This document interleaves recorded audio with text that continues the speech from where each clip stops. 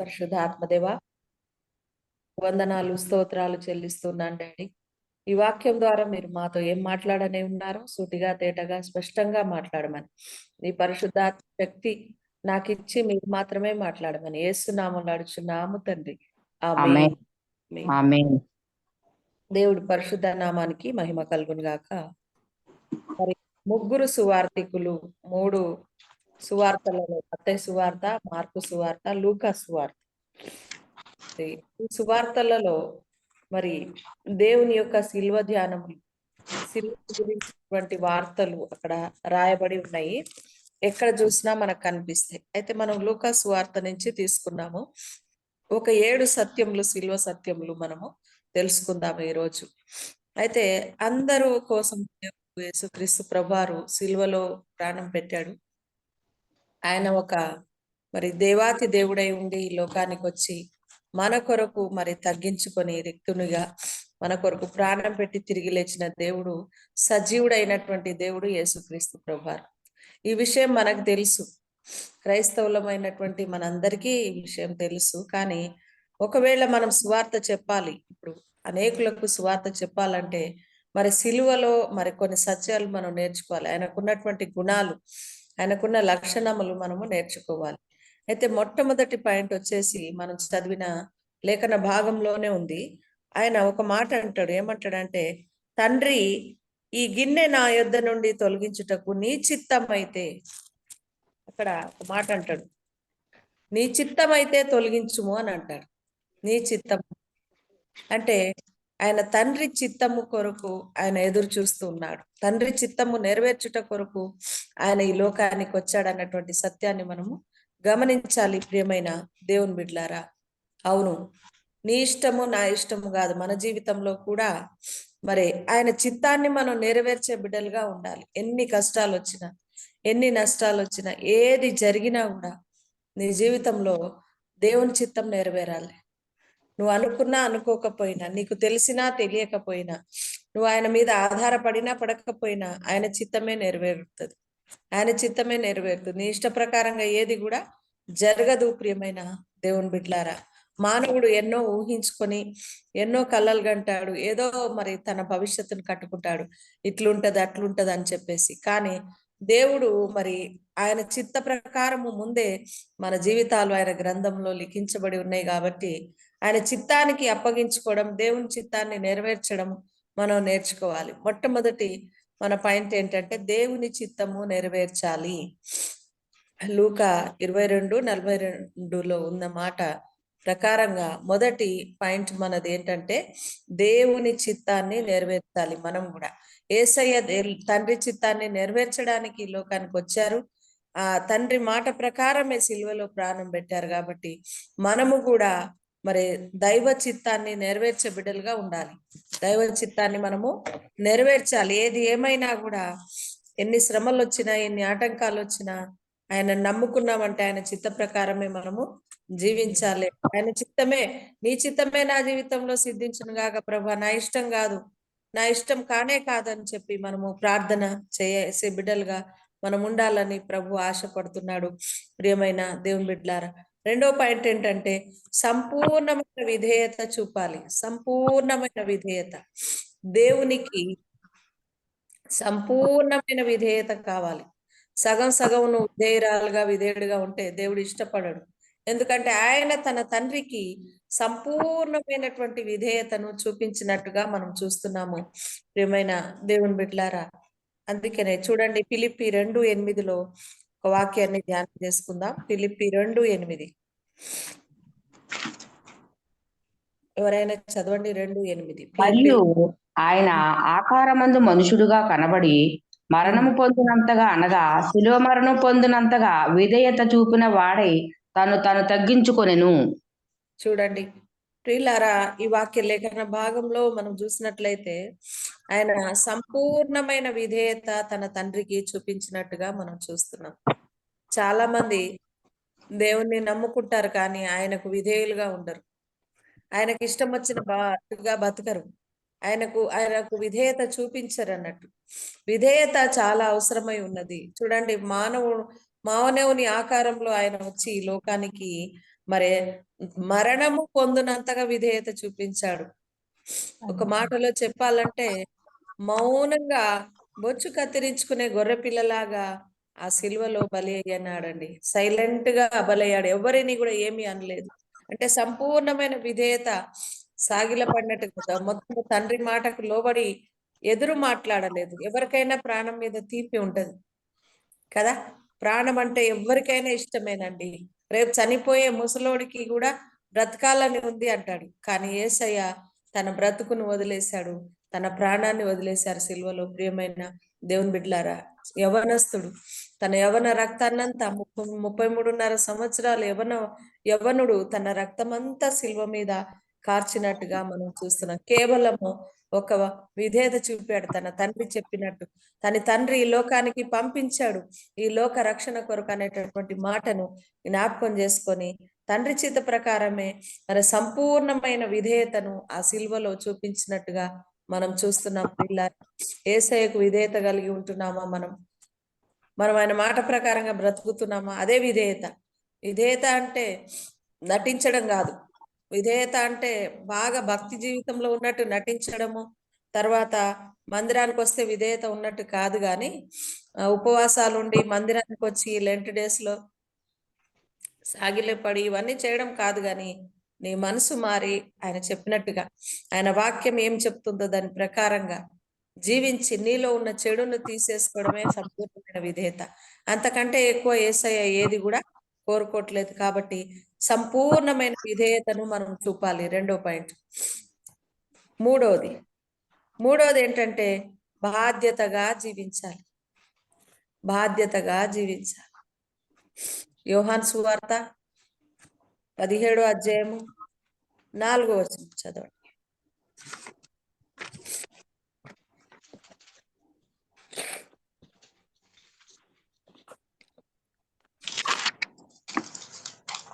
వారిలో కొందరును భక్తిపరులకు గ్రీకు దేశస్థులో చాలా మందియు ఘనత గల స్త్రీలలో అనేకులను ఒప్పుకొని సౌలుతోనూ శీలతోనూ కలుసుకొనిరి.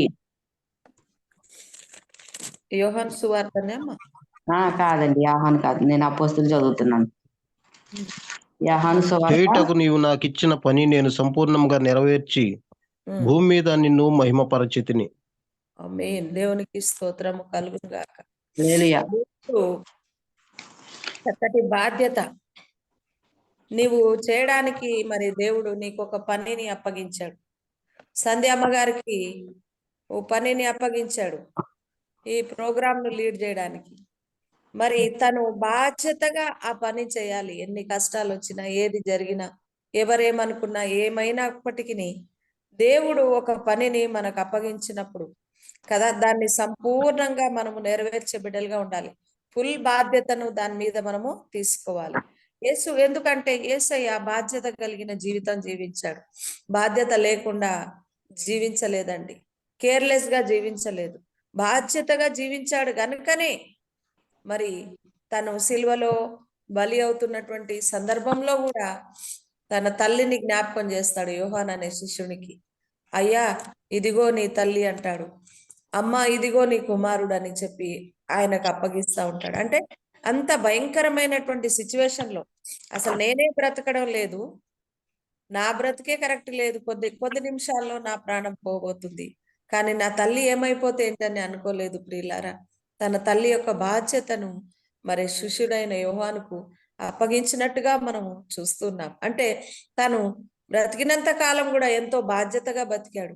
వడ్రంగి కుటుంబంలో జన్మించి మరి తండ్రులకు ఎంతో సహకారిగా ఉండి వడ్రంగి పని చేశాడు. తర్వాత చనిపోయేటప్పుడు కూడా సిల్వలో ఆయన మరి తన తల్లి యొక్క బాధ్యతను మరి వేరే శిష్యుడికి అప్పగించినట్టుగా మనం చూస్తున్నాము. ప్రియులారా, కాబట్టి మానవుడిగా నీవు నేను కూడా ఒక బాధ్యత దేవుడు మనకు అప్పగిస్తాడు.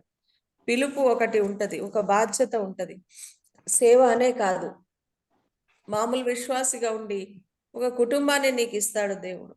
కుటుంబమును నీకు ఇచ్చినప్పుడు, కుటుంబాన్ని నీ చేతిలో పెట్టినప్పుడు ఎన్ని కష్టాలు వచ్చినా, ఎన్ని నష్టాలు వచ్చినా ఆ కుటుంబాన్ని ఏలాలి, ఆ కుటుంబం కొరకు బతకాలి. కానీ ఆ కుటుంబాన్ని వదిలి పారిపోతారు కొంతమంది కష్టాలు రాగానే.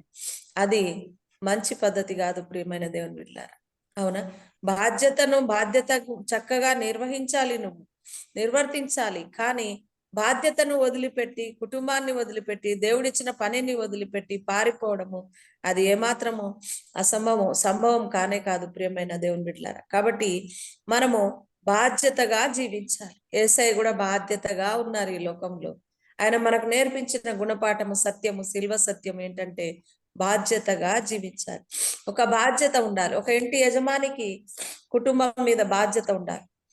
ఒక స్త్రీకి ఒక జ్ఞానవంతురాలైన ఇల్లాలుగా తన పిల్లల పట్ల, తన భర్త పట్ల, తన కుటుంబం పట్ల ఒక బాధ్యత కలిగి ఉండాలి. ఏదేమైతే నాకెందుకులే అన్నట్టుగా ఎప్పుడు కూడా ఉండకూడదు. కానీ ఆ బాధ్యత కొరకే మనము ప్రాణం పోయేంత వరకు పోరాడాలి ప్రియమైన దేవుని బిడ్డలారా. సిలువలో యేసుక్రీస్తు ప్రభువారు ఏ రకంగా అయితే తన బాధ్యత వచ్చి ఈ లోకానికి ప్రాణం పెట్టడమే తన పనిగా వచ్చాడు.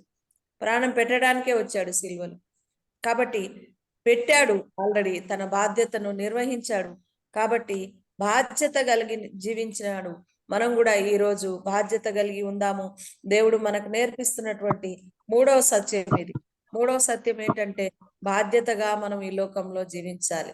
బాధ్యతారహితంగా బ్రతికిన వాడు మానవుడు కరెక్ట్ అయిన మానవుడు కాదు ప్రియమైన, కరెక్ట్ అయిన మనిషి కాదు. ప్రియులారా, జ్ఞాపకం చేసుకోండి. అన్ని మంచిగా ఉన్నప్పుడు, అన్ని మనకు అనుకూలంగా ఉన్నప్పుడు సంతోషించి కుటుంబంతో హ్యాపీగా ఉండి, మరి కుటుంబం కానీ ఒక సంఘంలో కూడా మనం వెళ్ళేటటువంటి సంఘమైనా సరే, కుటుంబం అయినా సరే, సంఘంలో కూడా కొన్నిసార్లు కష్టాలు వస్తాయి, ఇబ్బందులు వస్తాయి, శ్రమలు వస్తాయి.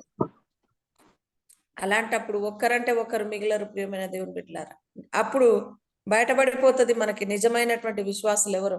సేవకులుగా మనం ఉన్నాం కాబట్టి నిజమైన విశ్వాసులు ఎవరో ఆ సమయంలో మనకు తేలిపోతుంది. గట్టి గింజలు ఎమ్మటే బయటపడతారు ప్రియులారా. మాటలు చెప్పేవాళ్ళు మన పక్కన అప్పుడు ఉండరు.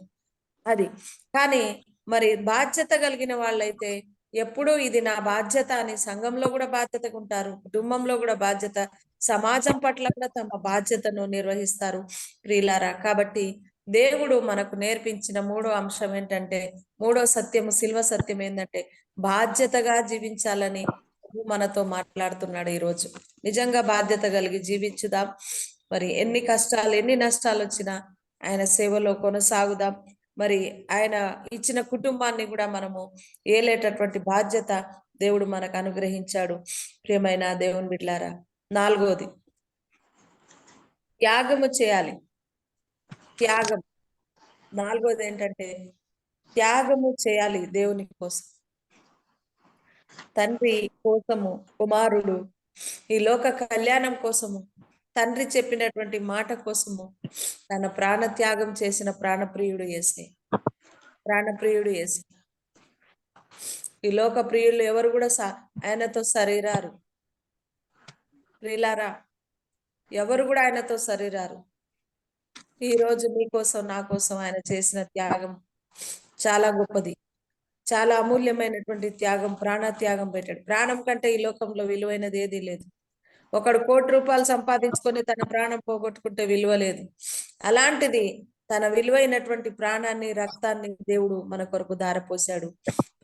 జ్ఞాపకం చేసుకోండి. ఆయన త్యాగము అమూల్యమైనటువంటిది. ఆయన త్యాగము బలమైనటువంటి త్యాగం మన కొరకు ప్రభు చేశారు. ఫిలిప్పీ 2వ అధ్యాయం 6-7 వచనాలు చూడండి.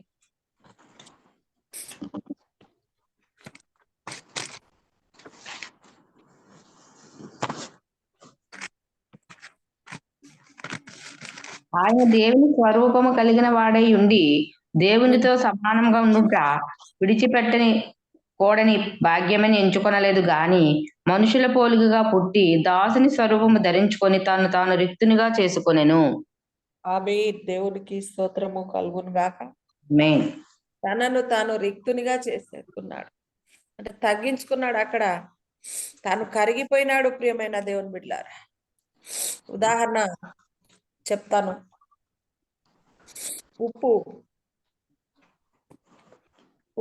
టేస్ట్ ఇస్తుంది మనకి కదా. అవునండి. కానీ అది కరిగిపోతుంది. ఒక కూరలో గాని, ఒక అన్నంలో గాని, ఒక పదార్థంలో గాని మనం వేసినప్పుడు అది కరిగిపోయి మనకు టేస్ట్ ఇస్తుంది. కనిపిస్తుందా ఉప్పు కూరలు వేసిన తర్వాత? కనిపించదండి. కనిపించదు. యేసయ్య కూడా మనకు కనిపించట్లేడు ఈ రోజు. యేసయ్య మానవ శరీరంలోతో వచ్చి మన కొరకు కరిగిపోయినాడు. ప్రియమైన దేవుని బిడ్డలారా, ఎంత గొప్ప త్యాగం!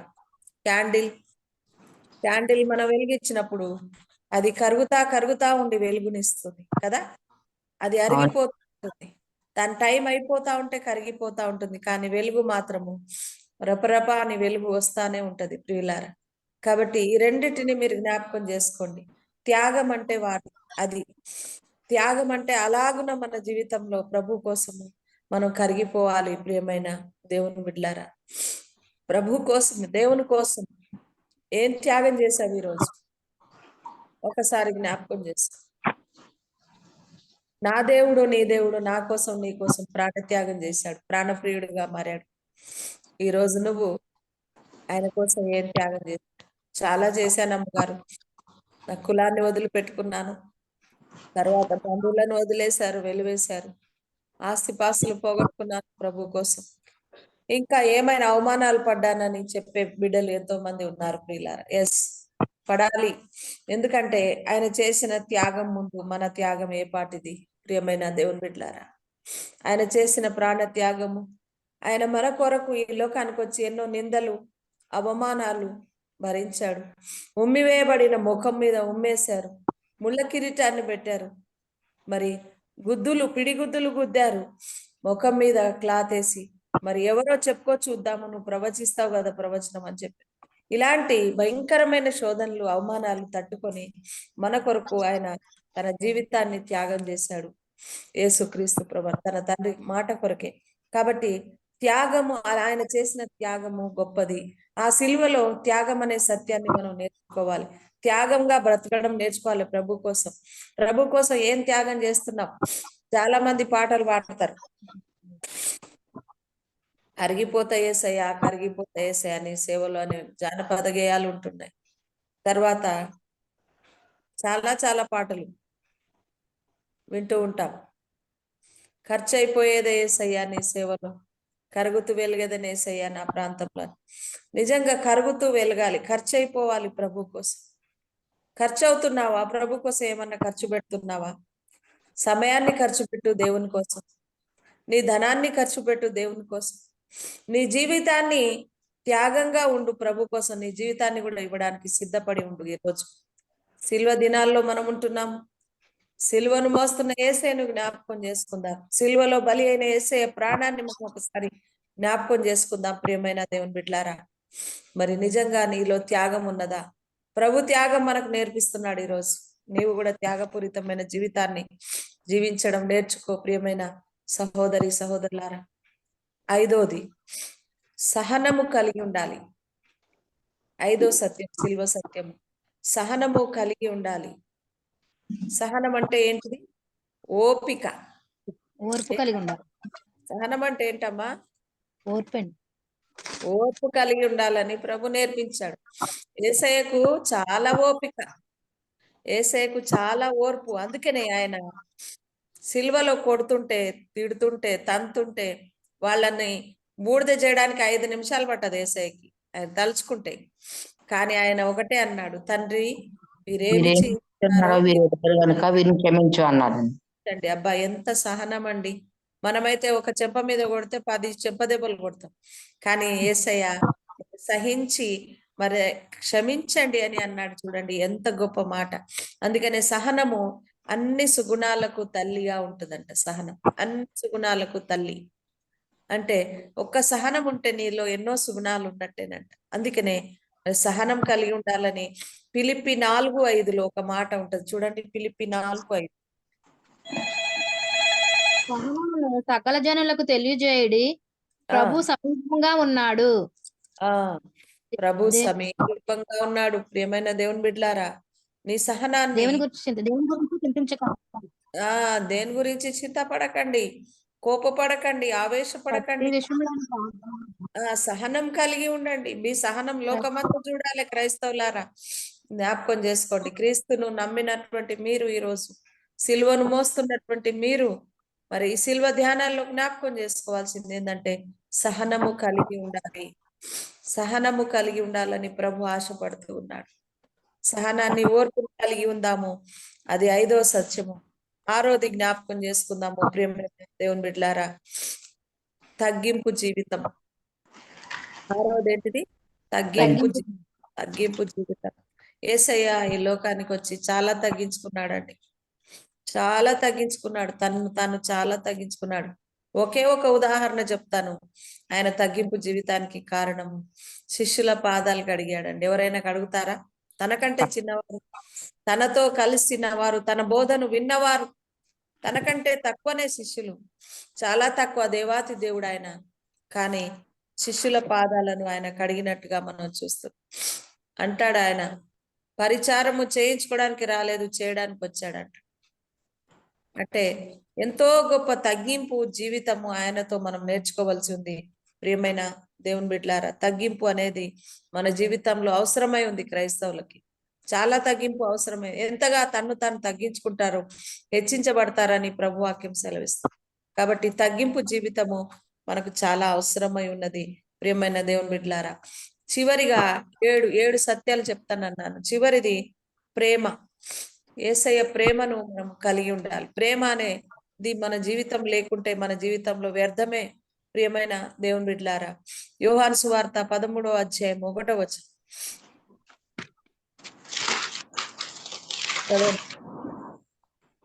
తాను ఆ, లోకం నుండి తండ్రి వద్దకు వెళ్ళవలసి గడియ వచ్చినను యేసు పస్కా పండుగకు ముందే వెరిగిన వాడే లోకంలోనున్న తన వారిని ప్రేమించి వారిని అంతము వరకు ప్రేమించెను. అంతము వరకు ప్రేమించే ప్రేమ ఆయనది. శాశ్వతమైన ప్రేమ ఆయనది. కాబట్టి అలాంటి ప్రేమను మనం కూడా కలిగి ఉందాం. ప్రేమైన దేవుని బిడ్డలారా, ప్రేమకు నిర్వచనము యేసయ్య. ఈరోజు గాడ్ ఈజ్ లవ్. లవ్ అంటే మరి డెఫినేషన్ చెప్పమంటే, మరి నిర్వచనం చెప్పమంటే దేవుడే.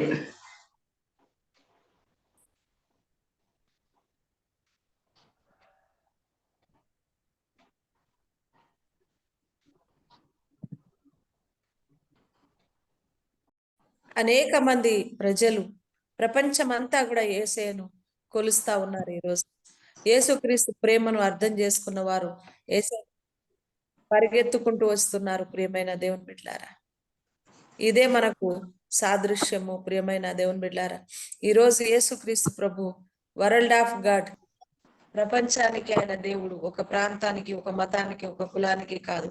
కారణం ఏంటంటే ఆయన ప్రేమ మనల్ని అందరినీ బంధించింది. ఆయన ప్రేమ మనల్ని అందరినీ బంధించింది. ఆయన ప్రేమ మనల్ని అందరినీ ఆకర్షించింది. ప్రియమైన దేవుని బిడ్డలారా, ఎలాంటి ప్రేమ! కుష్ఠరోగిని ముట్టుకున్నటువంటి ప్రేమ.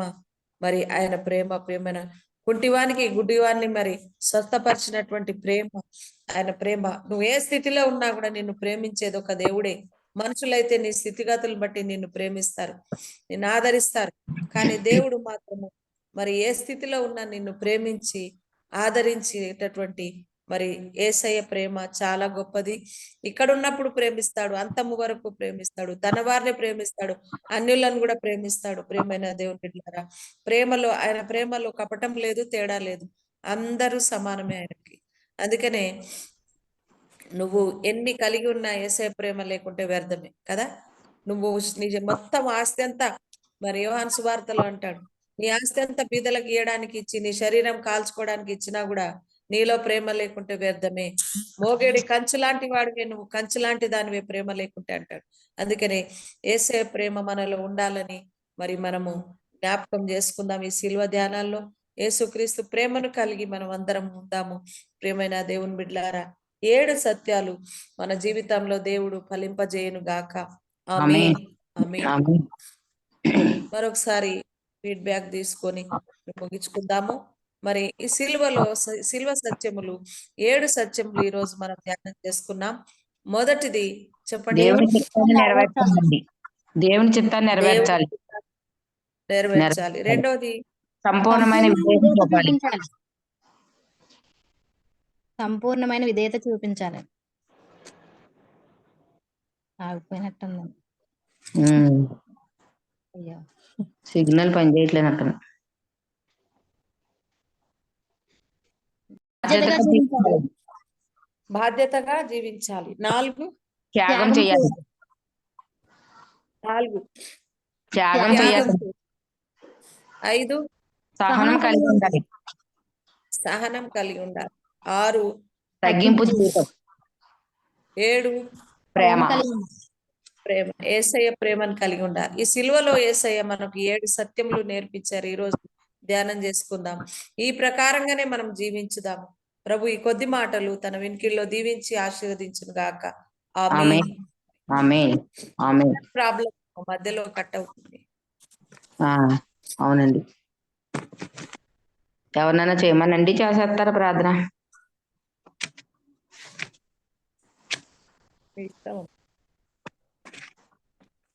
ప్రార్థన చేసేస్తారా అమ్మగారు? ఎవరైనా చేయమనండి అంటున్నా. వాక్యం కొరకు చేయమనండి. వాక్యం అలాగండి, అలాగే. చక్కటి వాక్యం చెప్పిన అమ్మగారికి వందనాలండి. మరి సిలువలో 7 సత్యాలు మనకి చెప్పారు ఈ రోజు. మరి దేవుని చిత్తాన్ని నెరవేర్చాలని, సంపూర్ణమైన విధేయత చూపించాలని, బాధ్యతగా జీవించాలని, త్యాగం చేయాలని, సహనం కలిగి ఉండాలని, తగ్గింపు జీవితాన్ని ఉండాలని, మరి ప్రేమగా ఉండాలని మరి 7 సత్యాలు మనకి వివరించారండి. మరి మనం సిలువ ధ్యానం చేస్తున్న మనలో ఇవన్నీ ఉండాలని చక్కగా వివరించిన అమ్మగారికి వందనాలండి. మరి వాక్య నిమిత్తం మన మధ్యన జేపీ బ్రదర్ గారు ప్రార్థన చేస్తారు. మా తండ్రి, మా ప్రభువా, మీ కృపను బట్టి ప్రేమను బట్టి వందనాలు నాయనా. మా తండ్రి, మీ సన్నిధిలో మా ప్రభువా, ఈ ఉదయకాల సమయంలో మా ప్రభువా శ్రేష్టమైన మీ మాటలు విన్నాము నాయన. మా తండ్రి, మీ జీవితాన్ని గుర్చినటువంటి విలువైనటువంటి వాక్యాన్ని మా ప్రభువా ఈ ఉదయకాల సమయంలో విని ఉండగా మా ప్రభువా వాక్యాన్ని మా హృదయంలో స్థిరపరచండి ఆయన, బలపరచండి తండ్రి. మా తండ్రి, దేవునితో ఉండుట విడిచిపెట్టకూడని భాగ్యం అని ఎంచుకోలేదు కానీ తండ్రి, దాసుని స్వరూపం ధరించుకుని మా ప్రభు రిక్తునిగా ఈ లోకానికి వచ్చారు నాయన. మా తండ్రి, మాతో దేవునికి అనుసంధానం చేయటానికి ప్రభువా మీరు ఈ లోకానికి వచ్చి మా తండ్రి సిలువలో మా ప్రభు మరణించి మా ప్రభు మీ పరిశుద్ధ రక్తాన్ని మా కొరకు మా ప్రభు అనుగ్రహించినటువంటి దేవుడు నాయన. మా తండ్రి, ఏదైతే దేవునితో అనుసంధానం చేయాలని మీరు అనుకున్నారో ప్రభువా మా కొరకు మా తండ్రి ఆయన చిత్తాన్ని నెరవేర్చడానికి ఈ లోకానికి వచ్చి మా ప్రభా మా మధ్యలో ఒకరిగా జీవించి మా తండ్రి దేవుడు ఏదైతే మా ప్రభా మీకు అనుగ్రహించినటువంటి చిత్తాన్ని నెరవేర్చి మా ప్రభా మా కొరకు మా ప్రభా మీ జీవితాన్ని కొనసాగించారు మా ప్రభా. ఆ చిత్తాన్ని గుర్తెరిగి మా తండ్రి ఈ లోకంలో మేము జీవించడానికి సహాయం చేయండి నాయన. మీరు తోడుగా ఉండి నడిపించండి స్వామి.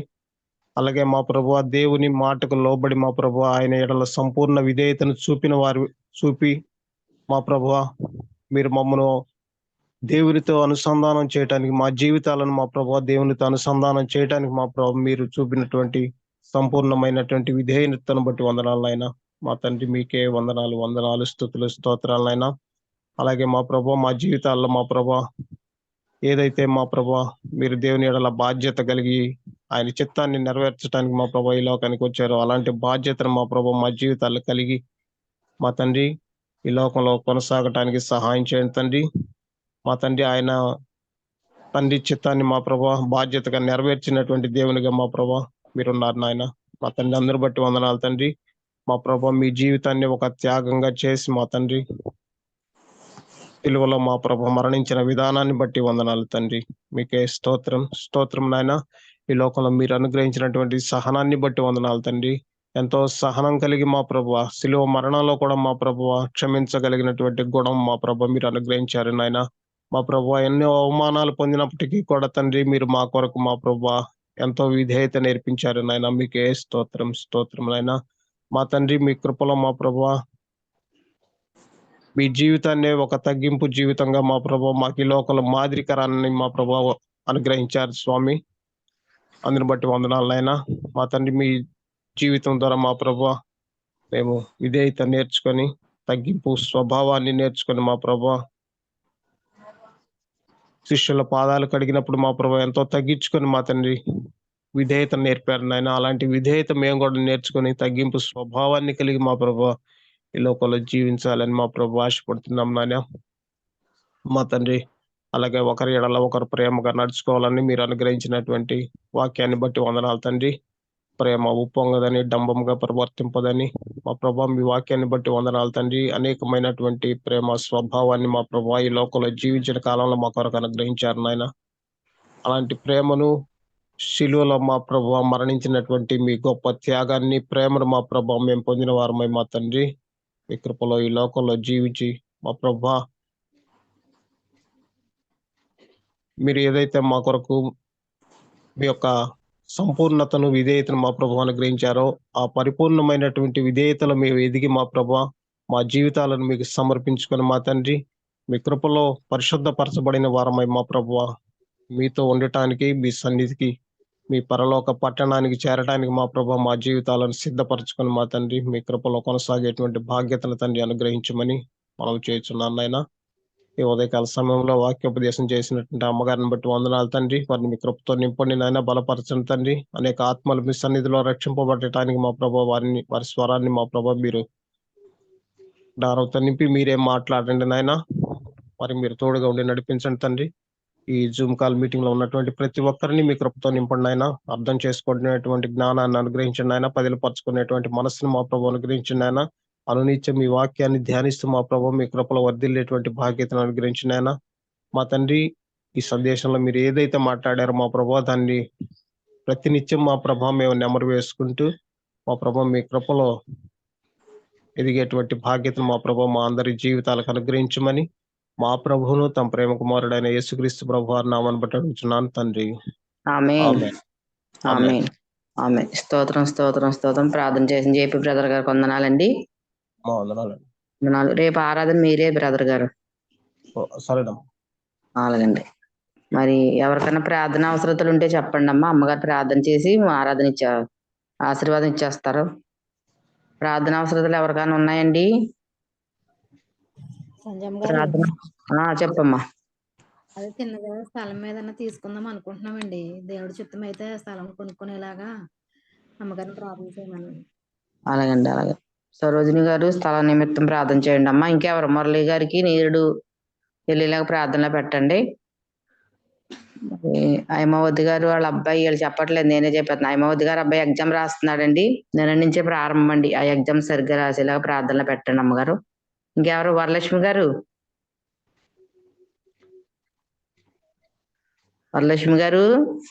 వరలక్ష్మి గారు మనవడు వివాహం సంబంధాలు వస్తున్నాయి కానీ అవి కుదరట్లేదండి. సంబంధాలు అవి మరి వచ్చిన సంబంధం కుదిరి మా అబ్బాయికి వివాహం జరిగేలాగా ప్రార్థనలు పెట్టండి అమ్మగారు.